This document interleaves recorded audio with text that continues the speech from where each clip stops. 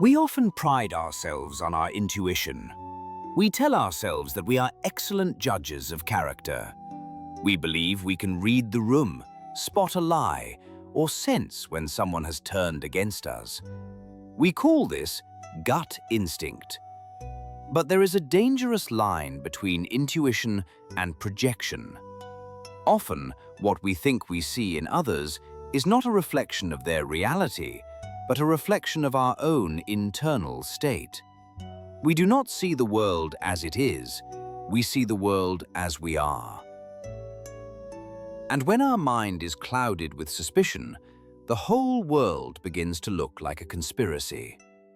To understand how easily our vision can be distorted, we must look to an old parable from the Taoist text, the Liezi.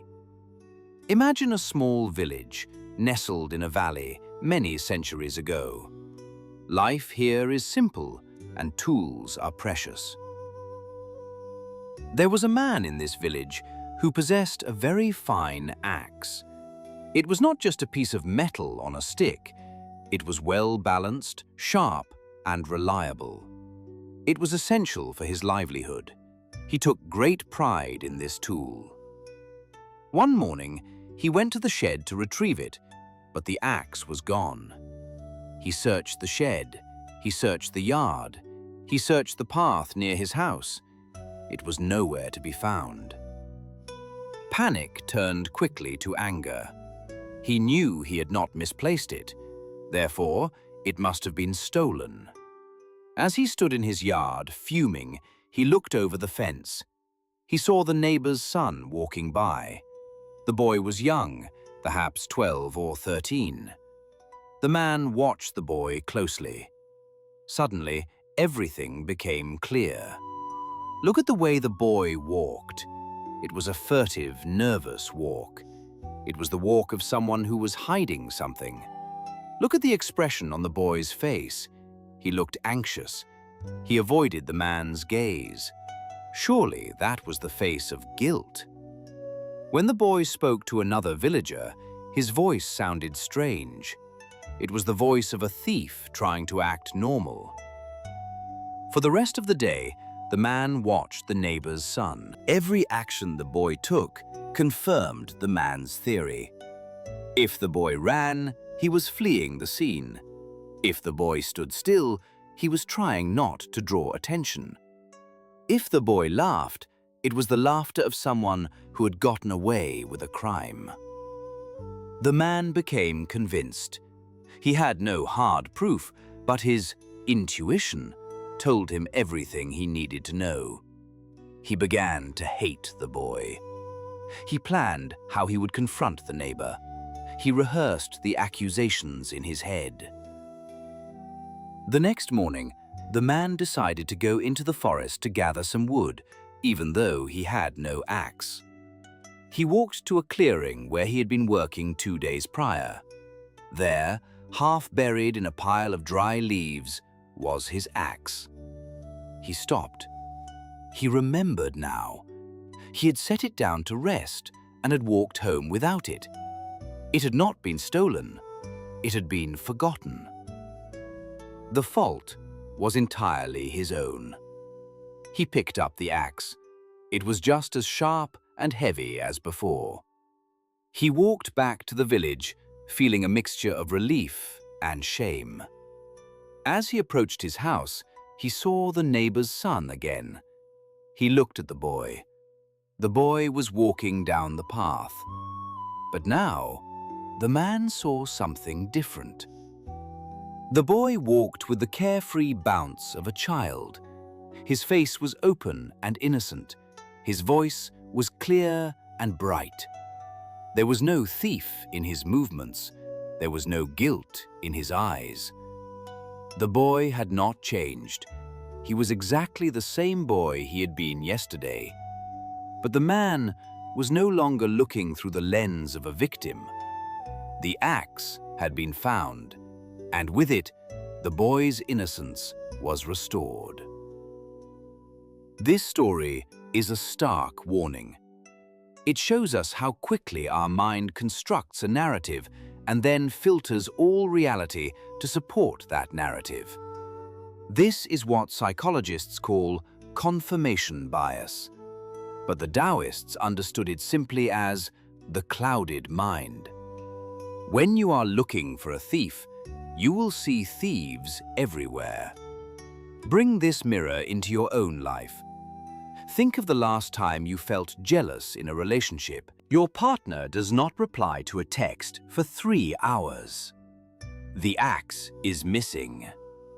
Immediately, the mind begins to script a tragedy. You imagine they are with someone else. You imagine they are losing interest. When they finally come home, you watch them. They look tired. Aha, you think. They are tired because they have been out with someone else. They are quiet. Aha, you think. They are quiet because they are guilty. You prosecute them in the court of your mind.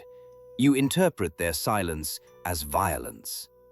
Later, you find out they were simply stuck in a terrible meeting and their phone battery died. Suddenly, their tired face just looks tired. Their silence just looks like exhaustion. You were not seeing them. You were seeing your own fear. We do this in the workplace constantly. You send a piece of work to your boss. You get no reply. The narrative begins. They hate it. I'm going to be fired. Everyone knows I am incompetent. You walk into the office the next day. You see 2 colleagues whispering by the coffee machine. You are certain they are talking about you. You see a look on your manager's face and you interpret it as disgust. You spend the whole week in a state of high-stress defense. You write defensive emails. You act cold and distant. Then, the boss calls you in. They apologize for the delay. They had a family emergency. They tell you the work was excellent. In an instant, the enemies by the coffee machine become just 2 people talking about their weekend. The disgust on the manager's face becomes just a headache. The problem is that while we are stuck in the delusion, we often take actions that create real problems. If the man had accused the boy before finding the axe, he would have destroyed the relationship with his neighbor. If you accuse your partner based on your hallucination, you create a real conflict where there was none. If you act hostile at work because you think you are under attack, you become difficult to work with. We manufacture the very reality we are afraid of. We treat people like thieves, and eventually, they stop acting like friends. So, how do we clean the lens? How do we stop finding axes that were never stolen? The practical insight here is to practice the benevolent assumption. When you feel that tightening in your stomach, that certainty that someone is doing you wrong, pause. Recognize that you are looking through a filter. You are wearing dirty glasses. Ask yourself, if I assumed this person was innocent, how would I interpret their behavior? Look at the evidence again with this new hypothesis. If your partner is innocent, their silence is just silence. If your boss is on your side, their delay is just busyness. If the neighbor's son is a good boy, his nervous walk is just the awkwardness of being 13 years old. This is not about being naive. It is not about ignoring red flags when they are real. It is about waiting for the axe to actually be missing before you call the police. It is about realizing that your mind is a storytelling machine, and it prefers horror stories to documentaries. Check your mental state. Are you tired? Are you hungry? Are you feeling insecure about something else? Often, the thief we see in others is just a projection of our own internal lack of safety. When we feel small, everyone else looks big and threatening. The next time you are convinced that someone is judging you, looking at you strangely, or plotting against you, Remember the man in the woods. Remember the axe hidden under the leaves. Take a deep breath. Wipe the dust off the window of your perception. Look at the person again. Are they really a thief? Or did you just lose your trust somewhere along the way? The world is often much kinder than our fears allow us to see. But to see that kindness, we must first put down the heavy burden of our own suspicion.